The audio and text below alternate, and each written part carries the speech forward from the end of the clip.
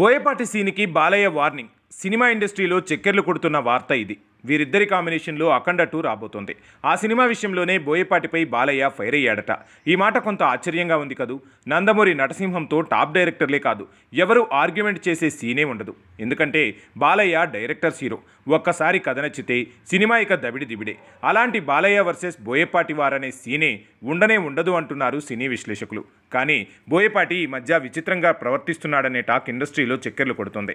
బోయపాటి ఎంత mass director అయినా, బాలయ్యకి సింహ, legend, అఖండ లాంటి హిట్లు ఇచ్చినా తానేం మరో రాజమౌళి కాదు. రాజమౌళి లాంటి దర్శకుడు కూడా బాలయ్యని ఫేస్ చేసే సాహసం చేయడు. అలా ఉంటుంది మరి. బోయపాటి లాంటి దర్శకుడు బాలయ్యని ఫేస్ చేసే పరిస్థితి అంటేనే అర్థం లేకుండా ఉంది. కానీ అలాంటి ఓ సీన్ జరిగిందని ఫిలిం నగర్ టాక్.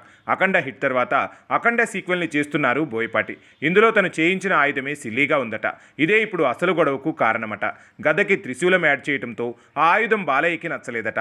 పురాణాలు, అందులోని పాత్రలు, వాటి ఆహార్యాలు, ఆయుధాల మీద మంచి పట్టున్న బాలయ్య సడన్గా బోయపాటి తీసుకొచ్చిన గద ప్లస్ త్రిశూలం లాంటి ఆయుధాన్ని యాక్సెప్ట్ చేయలేకపోయాడట. ఆయుధాలు ఇలా ఉండవు కదా అంటే ఇక్కడ ఇలానే ఉంటుందనే యారగెంట్ సమాధానం బోయపాటి చెప్పాడట. నిజంగా బాలయ్య లాంటి కటౌట్తో ఇక్కడ ఆయుధాలు ఇలానే ఉంటాయనేంత యారగెన్స్తో బోయపాటి సీను అనగలడా? అంత సీన్ బోయపాటికి ఉందా? అంతా కావాలనే ఎవరు యాంటీ ఫ్యాన్స్ స్ప్రెడ్ చేస్తున్న ప్రచారం ఇది అన్న డౌట్లకు కూడా ఛాన్స్ ఉంది.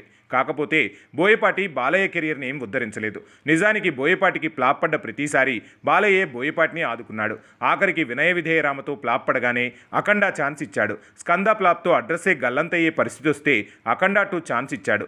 అలాంటి బాలయ్యతో కృతజ్ఞత లేకుండా యాటిట్యూడ్తో బోయపాటి మాట్లాడతాడు అని అనుకోలేం. కానీ ఇండస్ట్రీలో మాత్రం ఇప్పుడు Balayya versus Boyapati on Akhanda 2 sets అంటూ ప్రచారం అయితే జరుగుతోంది.